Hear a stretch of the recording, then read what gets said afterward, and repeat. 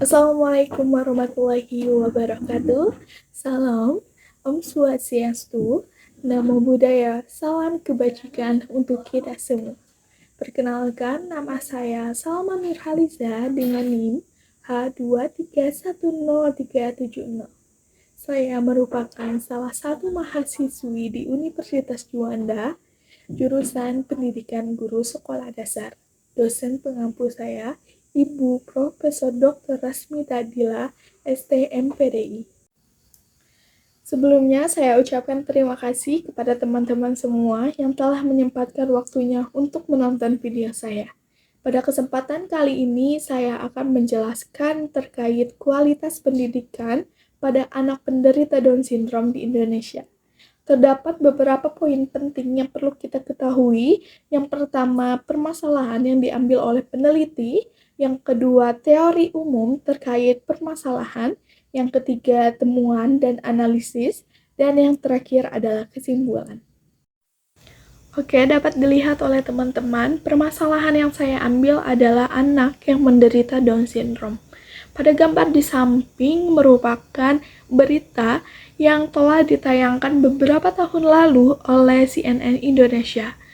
Dalam berita tersebut menjelaskan seorang ibu di Bandung yang memiliki anak yang menderita Down Syndrome tidak merasa malu atau sedih, melainkan ia berhasil menjadikan anaknya berprestasi. Oke, next, teori umum terkait penderita Down Syndrome. Untuk pengertian Down Syndrome sendiri, Down Syndrome itu merupakan gangguan pada susunan kromosom yang ditandai oleh retardasi mental, mulai dari yang sedang hingga berat, dan merupakan sindrom bawaan sejak lahir, yang disebabkan adanya perkembangan fetus yang abnormal. Lalu adapun ciri-ciri, yang pertama itu paras wajahnya. Nah, penderita Down Syndrome itu memiliki paras wajah yang hampir sama, lalu pada wajahnya itu biasanya tampak sela hidung yang datar dan pangkal hidungnya itu pendek. Lalu adapun ukuran mulut dan lidah. Ukuran mulutnya itu biasanya kecil dan ukuran lidah yang besar itu menyebabkan lidah selalu terjulur. Lalu pertumbuhan giginya itu lambat dan tidak teratur.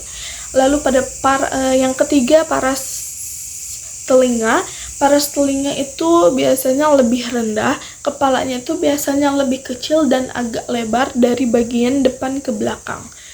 Seringkali mata menjadi sipit dengan sudut bagian tengah membentuk lipatan.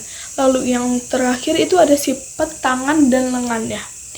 Nah, itu memiliki jari-jari yang pendek dan jari kelingking itu membengkok ke dalam. Telapak tangan biasanya hanya terdapat satu garisan urat. Oke, next, temuan dan analisis. Pertumbuhan dan perkembangan manusia itu dipengaruhi oleh faktor internal dan faktor eksternal. Nah, faktor internal itu seperti keluarga, umur, jenis kelamin, genetik, dan kelainan kromosom. Sedangkan faktor eksternal itu seperti prenatal, natal, dan postnatal. Nah, faktor-faktor ini biasanya berupa sikap dan sifat yang melekat pada diri seseorang dalam keluarga, sehingga keluarga itu memiliki peranan penting dalam menentukan perkembangan anak.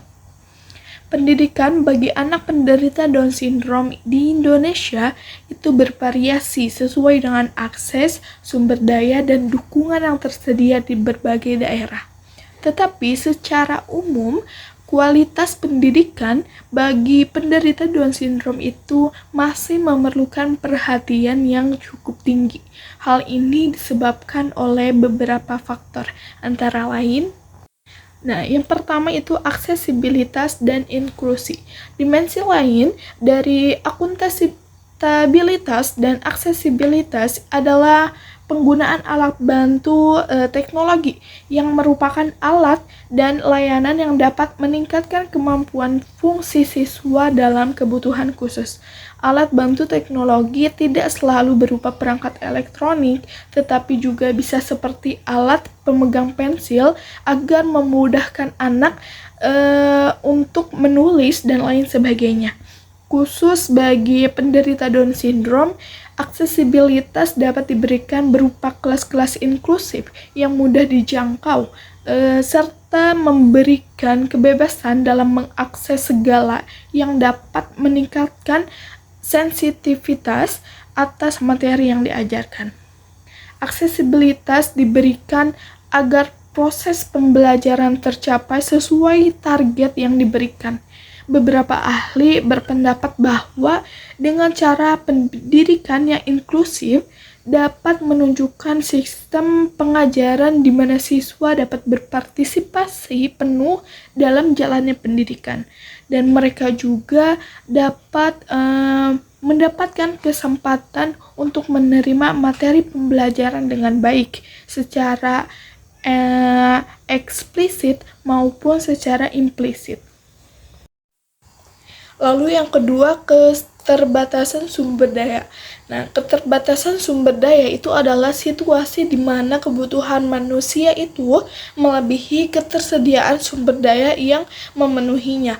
Manusia itu secara alami memiliki sifat tidak pernah merasa puas, sedangkan sumber daya atau alat pemuas bersifat terbatas.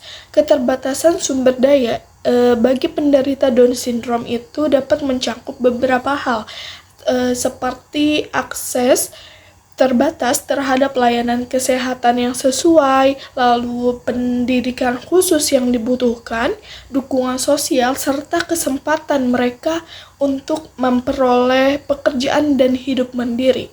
Pemenuhan kebutuhan ini sering kali memerlukan dukungan dari berbagai pihak, termasuk keluarga, sekolah, dan komunitas. Lalu yang ketiga itu ada kurikulum dan pendekatan pendidikan.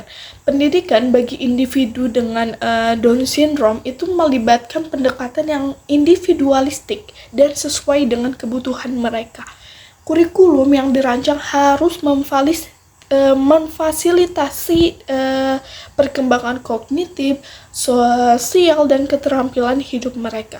Pendekatan pendidikan yang efektif itu mencakup pengajaran yang terstruktur, dukungan spesialis, serta penggunaan teknologi dan strategi pembelajaran yang sesuai dengan kebutuhan mereka.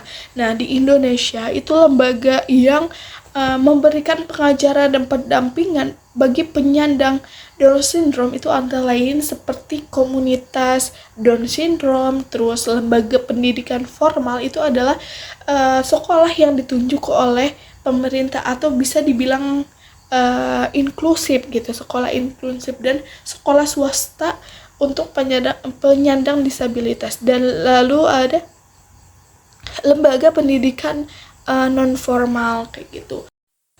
Lalu yang keempat itu atau yang terakhir itu adalah dukungan keluarga dan masyarakat. Dukungan orang tua itu sangat diperlukan oleh anak dengan penderita Down syndrome. Tidak hanya penderita Down syndrome saja, tapi yang normal juga orang tua itu sangat penting untuk perkembangan mereka gitu ya. Mengingat banyaknya keterbatasan yang mereka miliki dan kondisi lingkungan yang belum tentu menerima kehadiran mereka. Selanjutnya, bagian yang terakhir ada kesimpulan. Jadi, manusia itu memiliki pertumbuhan dan perkembangan yang berbeda-beda, baik secara fisiknya, mental, kognitif, sensorik, dan emosionalnya. Nah, secara umum, kualitas pendidikan bagi penderita Down syndrome itu masih dianggap menantang karena disebabkan oleh beberapa faktor. Yang pertama itu aksesibilitas dan inklusi, yang kedua keterbatasan sumber daya, yang ketiga kurikulum dan pendekatan pendidikan, dan yang terakhir dukungan keluarga dan masyarakat. Cukup sekian video saya. Mohon maaf bila ada kesalahan kata. Jangan lupa like, subscribe, and comment. Dadah!